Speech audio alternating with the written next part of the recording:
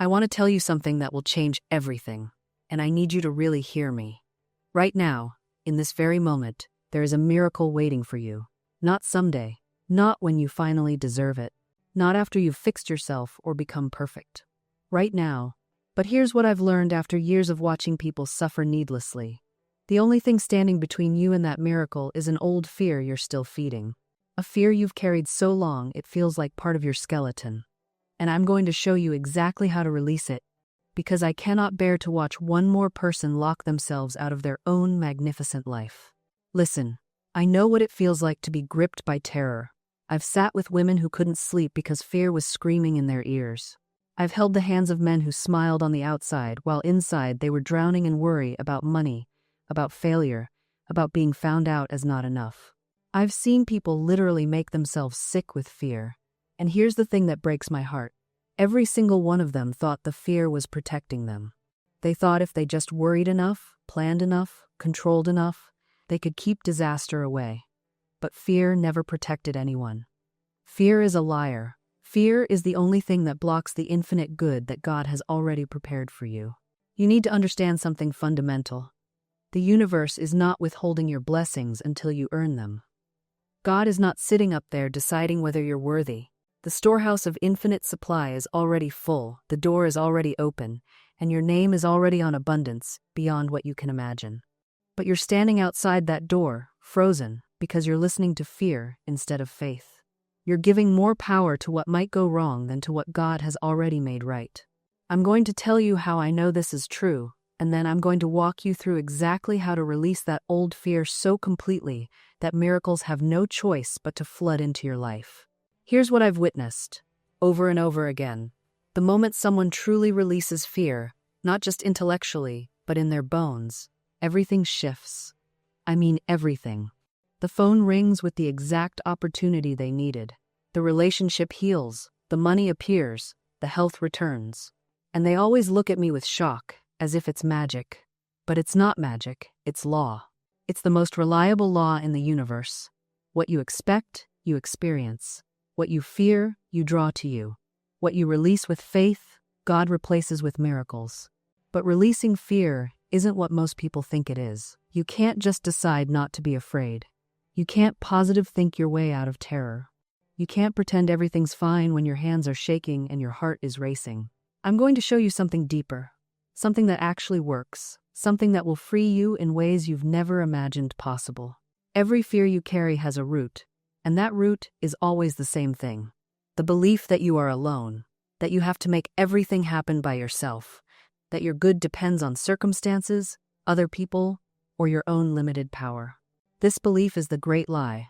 This belief is what keeps you small and scared and stuck. And this belief can be pulled out by its roots today, right now, as you listen to these words, if you're willing to see what I'm about to show you. I've watched thousands of people transform.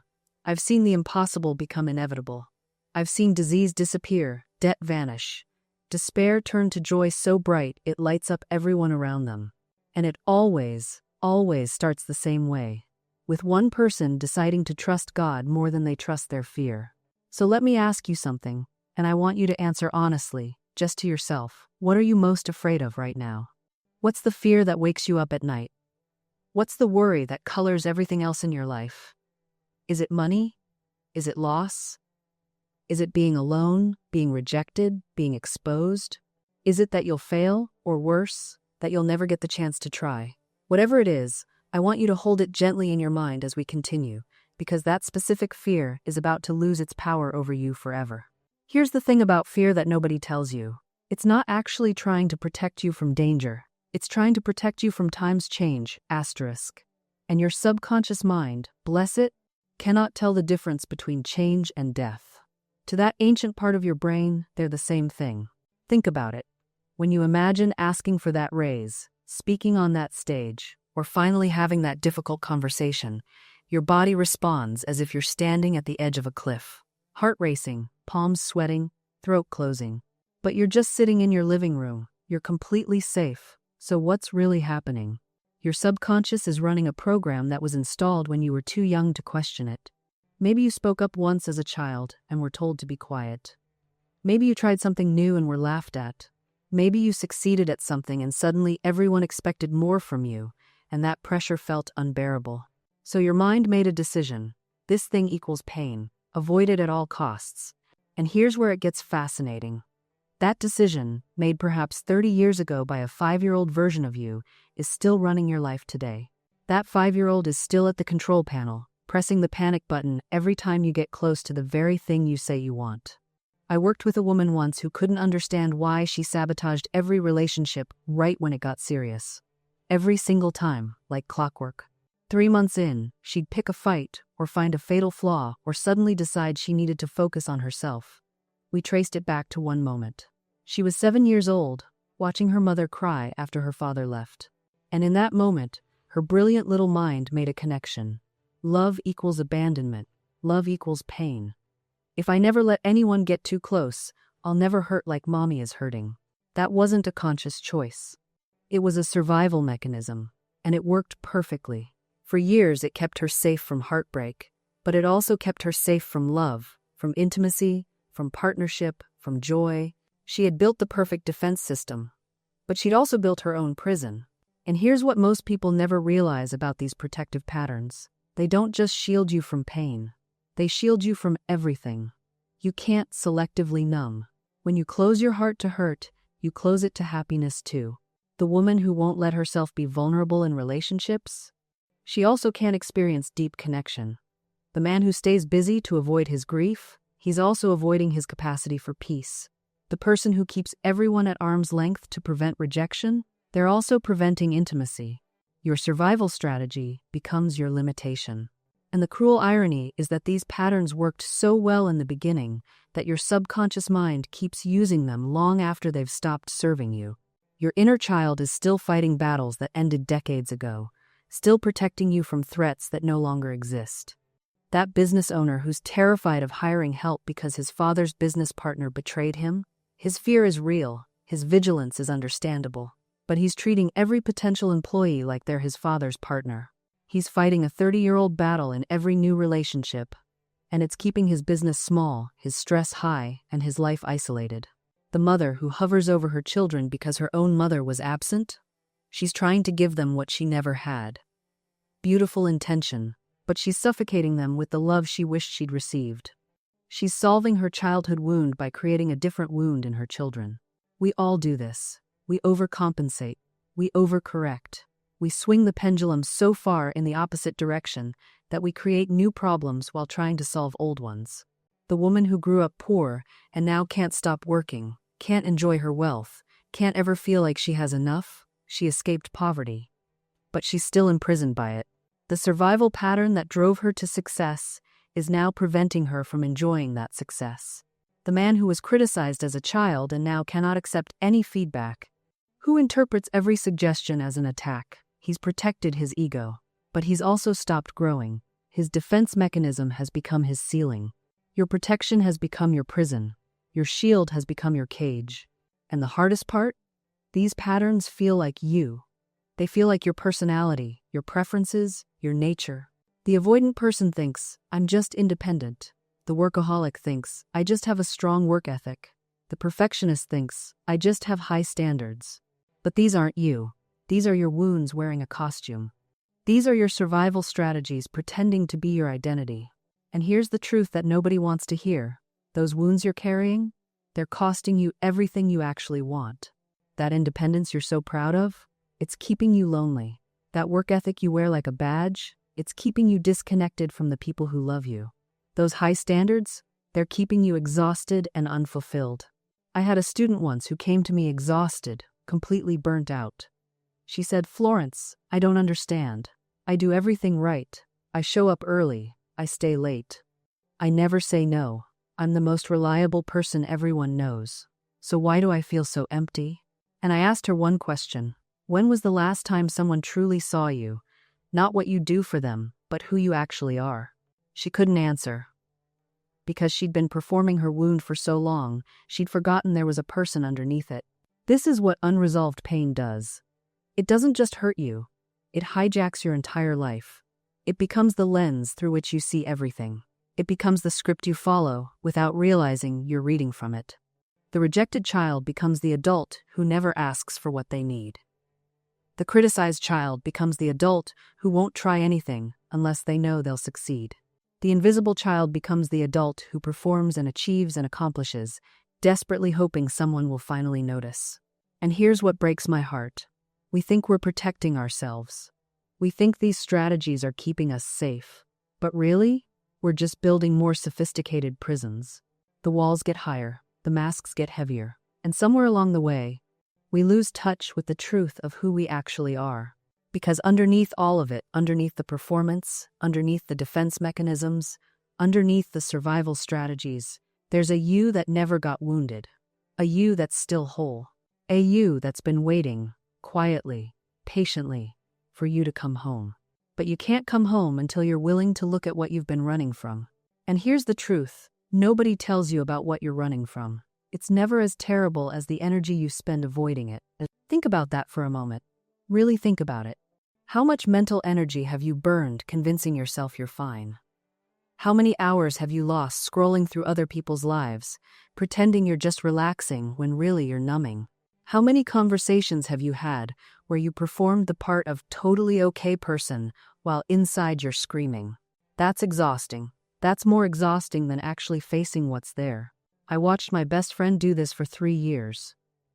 3 years of I'm good, just busy. 3 years of drinks to take the edge off, Netflix to fill the silence, gym obsessions to feel some kind of control. And then, one Tuesday afternoon, sitting in her car in a parking lot, she just stopped running. She let herself feel what she'd been avoiding. The loneliness, the grief over who she thought she'd be by now, the terror that maybe she'd wasted time on the wrong things. She told me later it lasted maybe 20 minutes. 20 minutes of actual feeling. And when it was done, she felt lighter than she had in years. Not happy, not yet, but real. Present. Here. 20 minutes. After 3 years of running, the thing you're avoiding isn't the monster you think it is. It's just a feeling, a memory, a fear. And feelings, no matter how intense, have a beginning, a middle, and an end. They move through you if you let them.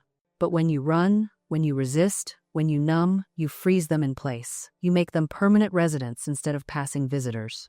Your patterns have been keeping you safe, yes, but they've also been keeping you stuck. And somewhere deep down, you know this. That's why you're here.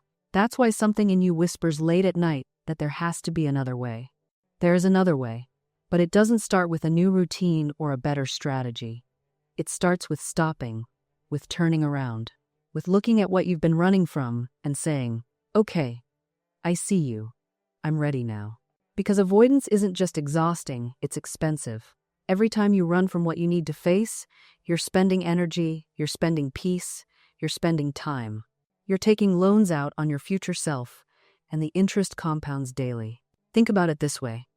If there's a difficult conversation you've been avoiding, how much mental real estate is it occupying right now? How many shower arguments have you rehearsed? How many times have you checked your phone, hoping the situation will somehow resolve itself? That's not free. That's costing you your presence in every other area of your life. I used to avoid checking my bank account when money was tight. I'd rather live in vague anxiety than face concrete numbers. But here's what I discovered. The number in my account was always less scary than the monster I'd built in my imagination. Always. The reality was manageable. The fantasy was torture. And this is where the spiritual meets the practical in the most beautiful way. When you stop running, when you turn around and face what's chasing you, something miraculous happens. The thing shrinks. Not because it was never real, but because your avoidance was feeding it, making it larger than life.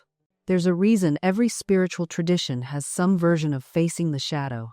It's not punishment, it's liberation. Because the parts of yourself you've exiled, the situations you've avoided, the truths you've denied, they're not actually separate from you. They're you trying to come home. And when you let them come home, when you say, yes, I made that mistake, or yes, I'm afraid of that, or yes, I want something I've been too scared to admit, that's when your energy stops leaking. That's when you become whole again. So ask yourself right now, what have I been running from? What conversation, what truth, what feeling have I been circling around, hoping it'll disappear if I just ignore it long enough? And then ask yourself the bigger question. What would become possible if I stopped running? Because here's what I know for sure. On the other side of avoidance is always, always freedom. It might not be comfortable at first.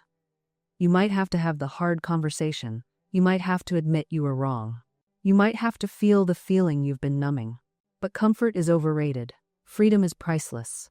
You know what I find fascinating? The people who talk the most about their problems are usually the ones doing the least about them.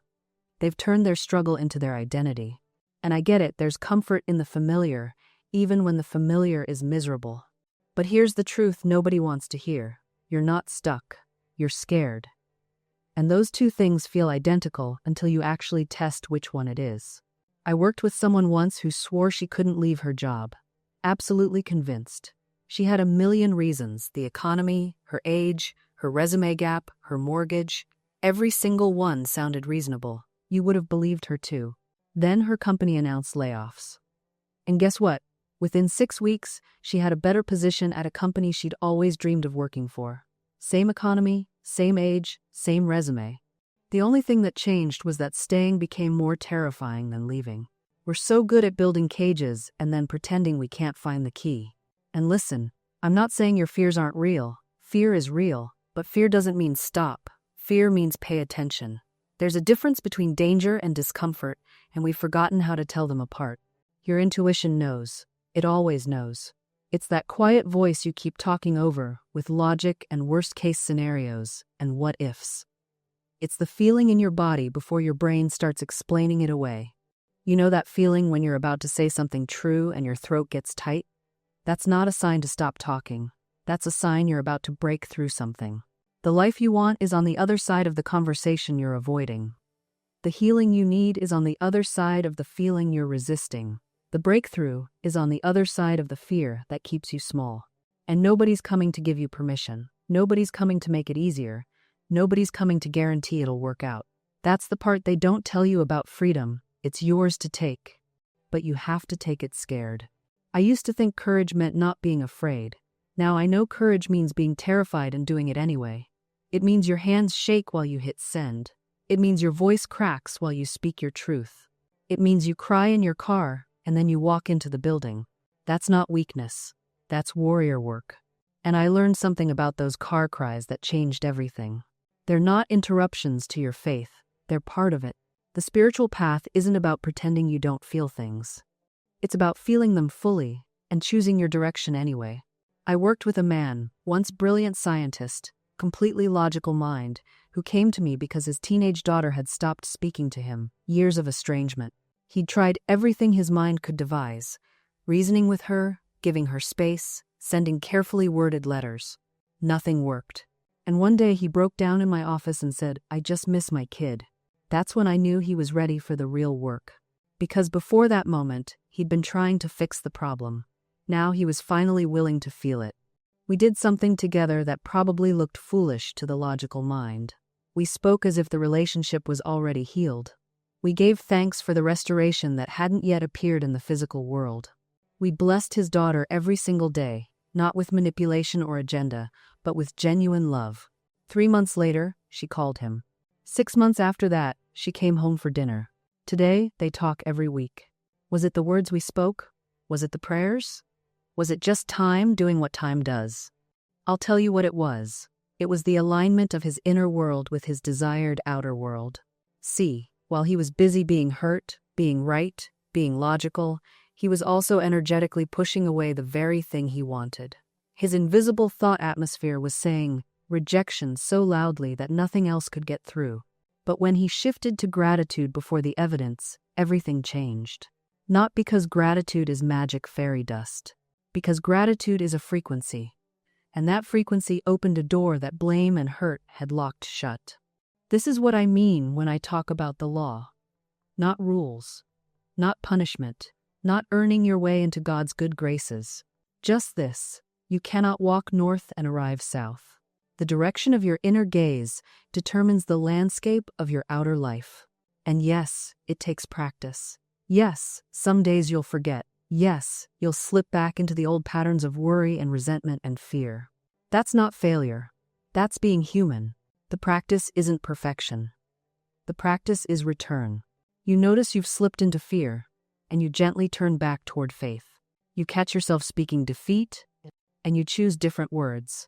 You feel the old story rising up, and you remember, I'm writing a new one now. And here's what's beautiful about this practice. You don't have to be perfect at it. You don't have to catch every fearful thought or reframe every negative word. This isn't about spiritual perfectionism. It's about direction.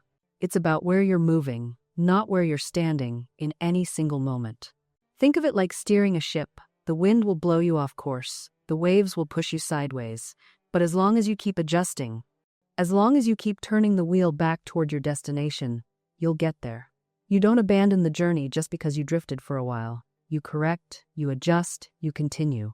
This is the nature of spiritual practice. It's not a single decision you make once and then you're done. It's a series of choices, made over and over, day after day, moment after moment. Each time you choose faith over fear, you're strengthening that pathway in your consciousness. Each time you choose empowering words over defeating ones, you're building new neural patterns. Each time you choose the new story over the old one, you're becoming more of who you're meant to be. And something shifts when you make this a practice. The intervals between your corrections get shorter. You catch yourself faster. The old patterns lose their grip. What used to take you days to recover from now takes hours. What used to derail you for weeks now barely slows you down. You're building spiritual reflexes, and those reflexes change everything. I've watched people transform through this simple commitment to correction, not through massive, dramatic overhauls, but through consistent, gentle course adjustments. A woman who used to spiral into anxiety for days now notices the first sign and redirects in minutes. A man who lived in victimhood for years now catches his own victim language and chooses differently in real time. This is available to you, right now, this very moment. You don't need to wait until you're stronger or more ready or more spiritual. You start where you are, you notice, you choose again, you redirect, and you do it as many times as it takes, with as much compassion for yourself as you can muster. Because here's what I know to be true. Self-compassion isn't weakness. It's the foundation of all lasting change. When you beat yourself up for having a negative thought, you're adding another negative thought on top of the first one. You're creating a spiral. But when you meet that thought with kindness, when you say, "Of course I'm thinking this way. I've been conditioned to think this way for years," you interrupt the pattern. You create space for something new. I remember a woman who came to me absolutely tormented by her anxious thoughts. Every time anxiety arose, she would immediately judge herself for it. I shouldn't be anxious. What's wrong with me? Why can't I just be positive? And that judgment created more anxiety, which created more judgment, on and on in an exhausting cycle. I asked her to try something radical. The next time anxiety appeared, I wanted her to greet it like an old friend. Not to indulge it or believe its stories, but simply to acknowledge it without resistance. "Oh, hello anxiety. I see you've come to visit again. You're not welcome to stay, but I understand why you're here." The shift was profound. Within weeks, the intensity of her anxiety decreased dramatically. Not because she'd suppressed it or fought it, but because she'd stopped feeding it with resistance and self-judgment. She'd created space for it to move through. This is the paradox of transformation. You have to accept where you are before you can move beyond it. You have to look at your current thought patterns with honesty and compassion before you can genuinely change them. And please understand, I'm not talking about acceptance that resigns itself to suffering. I'm talking about acceptance that acknowledges reality so clearly that it naturally begins to shift. When you stop pretending everything is fine when it's not, when you stop spiritual bypassing your real feelings, you actually give yourself permission to heal. Because here's what I've learned. The universe doesn't reward pretense. It rewards truth. It rewards vulnerability. It rewards the courage to say, "This is where I actually am right now."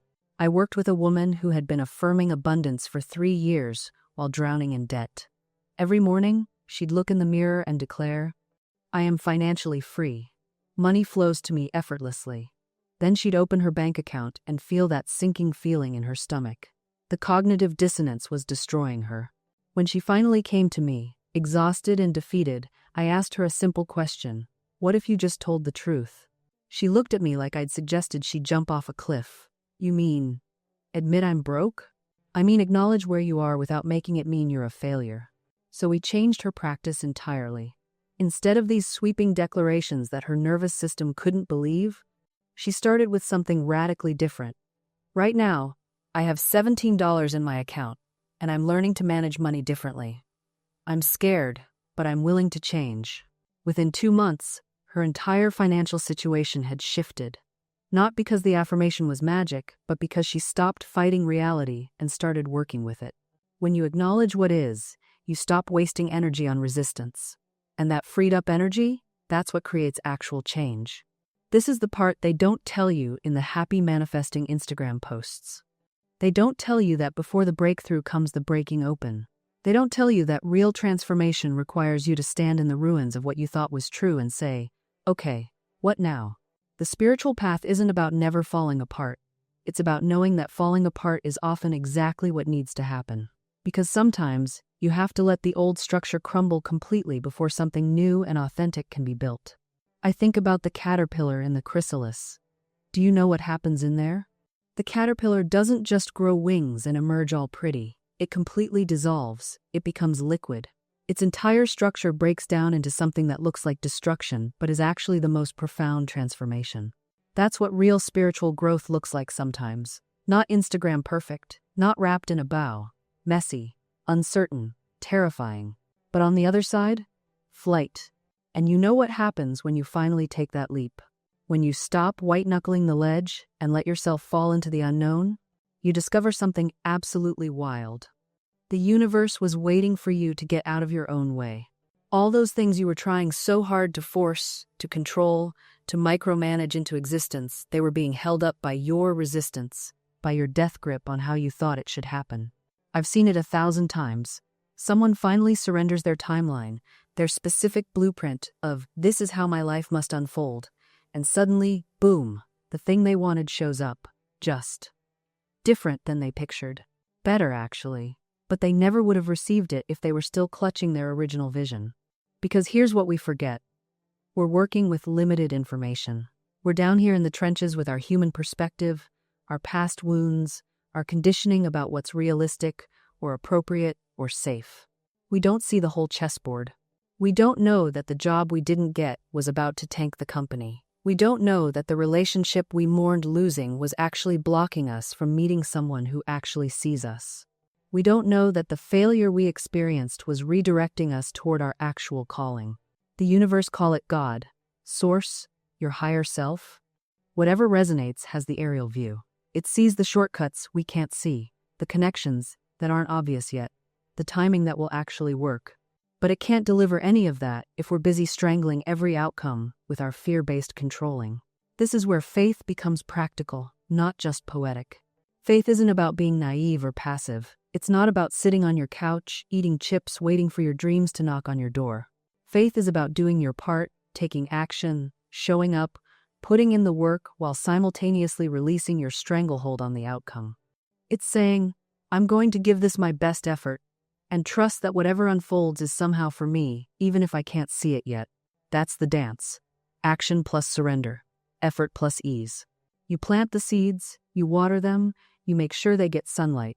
But you don't stand there screaming at them to grow faster. You don't dig them up every day to check on their progress. You trust the intelligence of nature to do what it does.